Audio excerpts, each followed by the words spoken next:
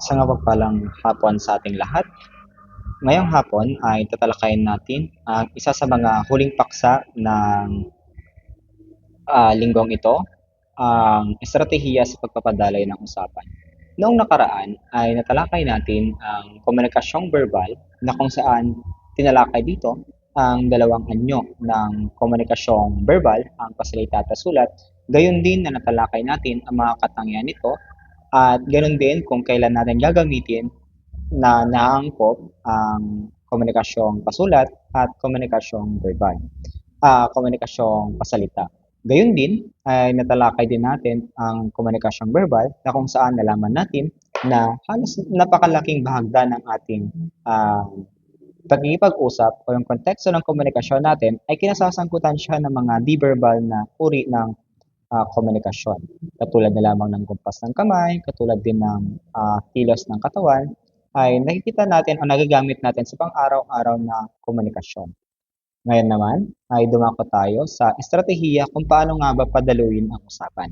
Sa pakikipag-usap o pakikipagtalastasan natin sa ibang tao ay napakahalagang katangian kung paano natin palawakin ang usapan o padaluin ito upang sa ganon ay maging maganda ang takbo, ganoon din na mas maging kapanapanabik ka bilang isang tao sa konteksto ng komunikasyon. Ngayon, ay bigyan natin ng pansin ang proseso ng komunikasyon. Sinasabi rito na ito ay isang masalimuot na proseso ng pagpapalitan ng mensahe na kung saan binubuo o ginagamit natin ang verbal at di-verbal na elemento nito upang sa ganon ay maihatid na rin ng mabisa ang ating mensahe sa ating kausap. Dagdag din dito, sa interaksyong pangwika, mahalaga ang pagpapadaloy ng usapan dahil dito nakasalalay yung kalinawan ng ating gustong sabihin, cohesion o di kaya ang pagkakatagpi-tagpi ng ating mga sinasabi at ang pagiging produktibo ng pakikipagtalastasan. Okay? Binibigyan din dito ang mga kahalagahan ng kahusayan natin sa pagpapadaloy ng usapan. Ayon kina Sachs, Shelloff at Jefferson, ang pag-uusap ay merong estruktura na sinusunod ng tagapagsalita, gayon din ng tagapakinig upang maiwasan ang kalituhan at may sakatuparan ang pinakalayunin ng komunikasyon na kung saan ito ay ang paghahatid ng mensahe at ideya natin o di kaya ng damdamin tungo sa ating kausap. Okay? Kasunod nito, ang mga estratehiya na maaaring gamitin ng tagapagsalita sa usapan ay maaaring pagpapasimula ng paksa, pagpapalit o pagkokontrol ng daloy, o di kaya ay turn-taking, pagpapalitan ng mensahe, o pagbibigay ng konfirmasyon o back-channeling, gayon din na pagbibigay ng tugon at pinakahuli sa lahat ay ang pagtatapos ng usapan na kung saan maaaring magsilbing gabay upang mapanatili ang kaayusan ng interaction sa proseso ng komunikasyon natin. Magpasimula tayo sa unang estratehiya sa pagpapadaloy ng usapan at ito ang pagpapasimula ng paksa o yung tinatawag natin na topic initiation sa Ingles. Sa pagpapasimula ng paksa o topic initiation ay tumutukoy ito sa estratehiyang ginagamit upang buksan natin, okay? Ang tatandaan natin ay buksan. Paano natin sisimulan yung pakikipag-usap natin o magsimula ng bagong talakayan. Okay? Yun yung susing salita na tatandaan natin kapag sinasabi natin na ang estratehiya ay pagpapasimula ng paksa. Okay? Paano natin bubuksan ang usapan? Ayon kay Yul, ang epektibong pagpapasimula ng paksa ay nagsasaalang-alang ng pragmatic competence. Kapag sinabi natin na pragmatic competence ay ito ang tumutukoy sa practical, okay? Practical na kakayahan ng isang tao at yung kakayahan niyang gumamit ng wika ayon sa sitwasyong sosyal. Okay, ang pragmatic ay ito yung kaangkupan mo na gamitin yung obserbasyon mo, okay? Kung paano man nakikita yung isang tao para magsimula ka ng konversasyon. Maaring simulan natin sa informal na konteksto ng komunikasyon. Kung halimbawa, nakita mo isang tao na maganda ang kanyang suot na damit, maaaring magpapasimula ka sa iyong topic initiation na ang ganda naman ng damit mo. Saan mo ba ito nabili? O di kaya ay sabihin mo, ang ganda ng damit mo. Nagugustuhan ko ang paraan ng iyong pananamit. Saan mo natutuhan ang ganitong paraan? Okay, sa ganong mga pahayag ay nakakapagsimula ka na ng paksa, nakakapag-open ka na ng gusto mong sabihin sa isang tao. At doon, magsisimula na o maaaring dumaloy na yung konteksto ng usapan ninyong dalawa. Okay? Kapag informal yung setting o konteksto ng usapan natin. Kasunod din, na maaaring halimbawa kapag sa formal na usapan o konteksto ng komunikasyon, maaaring magpasimula ka sa pagbati, magandang umaga sa lahat. Nais kong simulan ang talakayan sa ating bagong proyekto para sa susunod na quarter. Naguhudyat na yung pagbati natin ay nagpapasimula ka na ng isang bagong usapan. At ganoon din, nasa di formal na konteksto, maaari mong sabihin, uy, napanood ba yung bagong pelikula kagabi? Pero, sinabi nga kanina, ayon kay Yul, na dapat alamin mo yung dapat taglayin mo yung kakayahang pragmatic. Ibig sabihin, para mong basahin yung sitwasyon, paano mo sisimulan yung usapan. Pero, yun yung mga bahagi o mga paraan kung paano natin maaring simulan yung usapan. Maaring magsimula tayo sa pagpuna, obserbasyon natin sa isang tao, may mga maganda ba siyang suot? Meron bang katangi-tangi na katangian ng isang tao? Maaaring din masimulan yung usapan. Okay? Kasunod naman nito ay binanggit din na ang epektibong pagpapasimula ng paksa ay mahalagang kakayahan upang magtakda ng tono ng usapan at magbigay ng malinaw na direksyon sa magiging daloy nito. Okay? At mahalagang isaalang-alang natin na bilang mag-aaral, alam natin na pasimulan yung paksa at bago natin pasimulan yung paksa, ay dapat alam natin sa sarili natin na tayo ay merong kumpiyansa na padaluyin yung usapan. Okay? Kasunod naman nito na kakayahan o estratehiya para padaluyin yung usapan ay yung pagkokontrol ng daloy ng usapan o yung topic shifting natin o di kaya ay topic control. Sa kakayahang ito ay pinapakita rito yung abilidad ng isang tagapagsalita na baguhin ang paksa ng usapan o di kaya ay pamahalaan o kontrolin ito. Okay? Upang mapanatili nito sa layunin yung diwa ng komunikasyon. Mahalaga ito sa sitwasyon na ang talakayan ay humahaba ngunit lumalayo sa paksa o kung kailangang ilipat ang focus sa mas mahalagang punto. Mahalaga itong kakayahang estratehiya nito sa pagpapadaloy ng usapan upang makontrol mo o di kaya kung lumilis na yung talakayan, halimbawa sa konteksto ng pagtuturo, kapag nagtatanong ako sa mga mag-aaral, ay iba na yung sagot ng mag-aaral, maaari kong sabihin na, anak, mukhang malayo yung sagot mo sa tinatanong ko. Balik tayo sa kung ano nga ba yung gusto kong malaman mula sa iyo. Sa pamamagitan ng paghuhudyat ko na yun, o pagsabi ko ng mga kataga na yun, ay kinokontrol ko pabalik sa kung ano man yung nais nating pag-usapan. Yun ang tinatawag natin ng topic shifting o topic control. Ganun din, ayon kina Knapp at Hall, ang kontrol sa daloy ay maaaring gawin sa pamamagitan ng mga sumusunod. Paglalagom ng naunang punto bago magtungo sa bagong usapan. Okay, halimbawa nito ay nasa baba. Bago tayo magpatuloy, ay nais kong bigyang diin na napagkasunduan natin ang petsa na ito. Okay, maaari mong banggitin sa kanila. Lagumin mo ko yung nakaraan na pinag-usapan ninyo. At ililipat mo na siya sa pamamagitan ng paggamit ng hudyat. Ngayon, dumako naman tayo sa usapin ng budget. Okay? Mula sa pahayag na yon, makikita natin na nagkaroon na ng pagpapalit ng usapin. Okay? Doon, halimbawa yon ang ating pagpapalit ng control at pagpapalit at pagpapadaloy na sa usapan.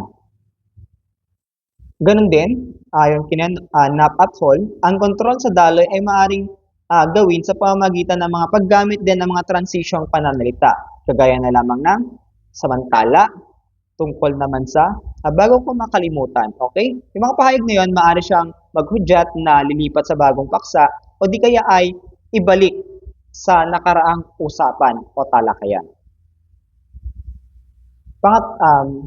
Pangalawa, or pagpapatuloy pa rin, sa konteksto ng edukasyon, ang guro ay gumagamit ng kontrol sa daloy upang mapanatili ang atensyon ng mag-aaral at maabot ang layunin ng aralin. Katulad na lamang kung may mga may ingay na estudyante sa silid-aralan, ay maaaring gamitin ng guro ang kanyang abilidad o di kaya ay suwayin sila upang sa gano'n ay makuha ang kanilang atensyon at maipagpatuloy yung kung ano man yung kanilang tinatalakay sa particular na aralin. Pangatlo naman na estratehiya ay ang turn-taking natin. Ang turn-taking natin ay isa sa mga pangunahing mekanismo ng pakikipag-usap. Ito ay sistematiko na pagpapalitan ng papel ng tagapagsalita at tagapakinig. Ayon kina Sachs et al., ang turn-taking ay pinamamahalaan ng mga cue o hudyat na kung saan maaring verbal o di kaya ay di-verbal. Okay? Kapag sa turn-taking natin, maaaring gamitin mo yung mga estratehiya. Anong palagay mo, Maria, sa minungkahi kong minungkahi ko na ideya? Okay? Maaari mong gamitin yung estratehiya na yon upang sa ganon ay kunin mo yung panig ni Maria. Magpapalitan kayo ng ideya sa particular na paksa. Okay? Yun yung unang paraan, pagbibigay ng daan.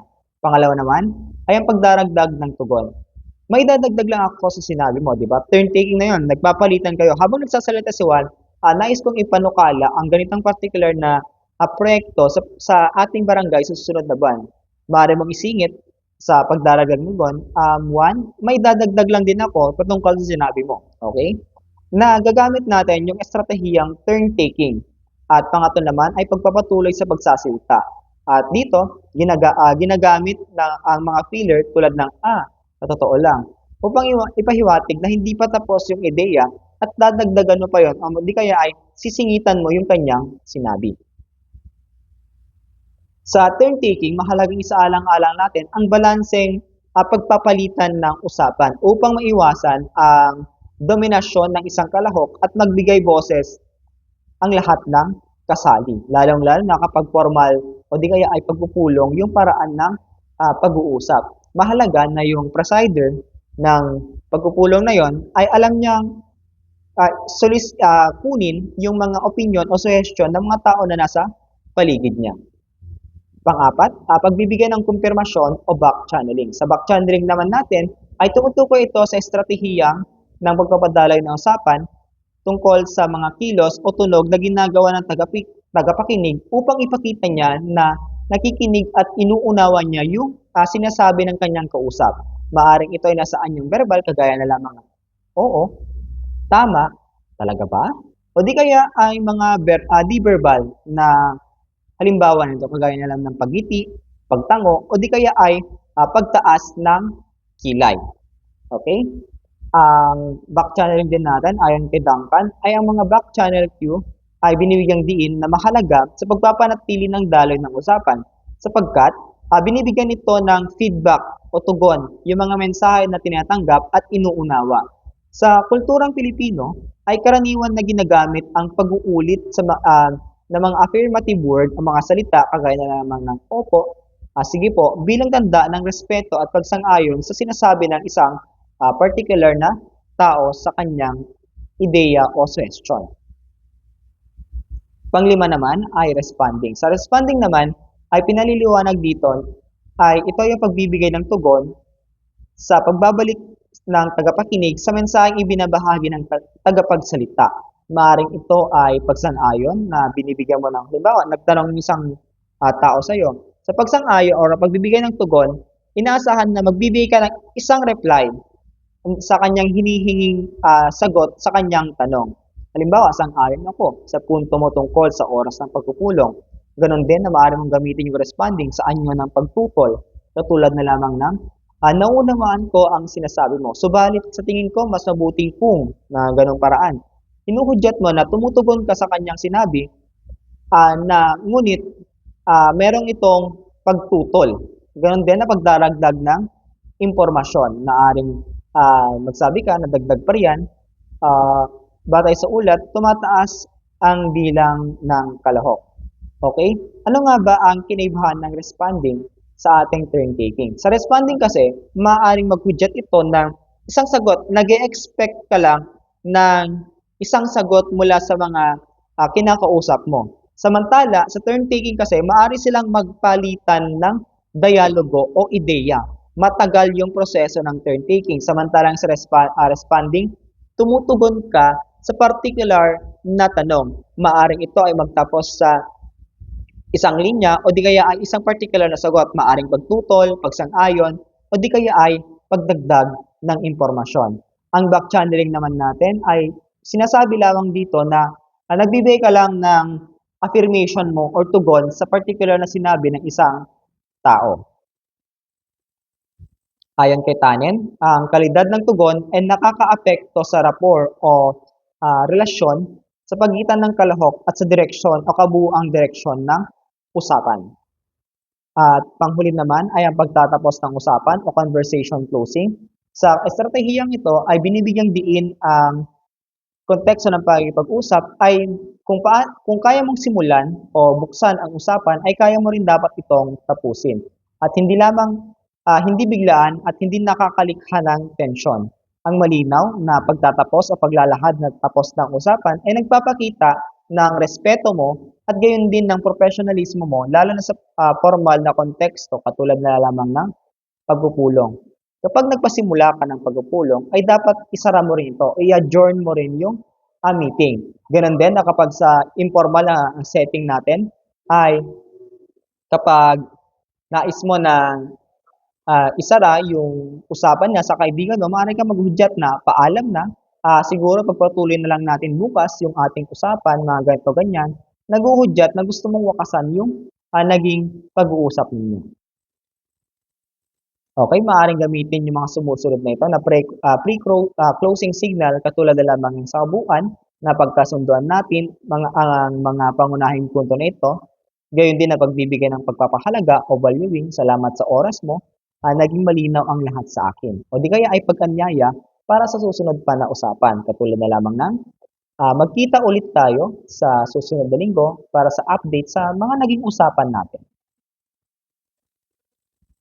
At kasunod naman na bahagi ay mag-focus naman tayo sa kaugnayan ng komunikasyong verbal at di-verbal sa kulturang Pilipino. Sa kulturang Pilipino, ang dalawang anyo ng komunikasyon ay magkaugnay at kapwa nakaugat sa kasaysayan, kultura, at pagpapahalaga at gawin ng lipunan. Ang mga pahiwatig na ipinadadala sa pamamagitan ng mga salita ay kadalasang sinusuportahan o pinapalalim ng kilos, galaw, at tono ng tinig.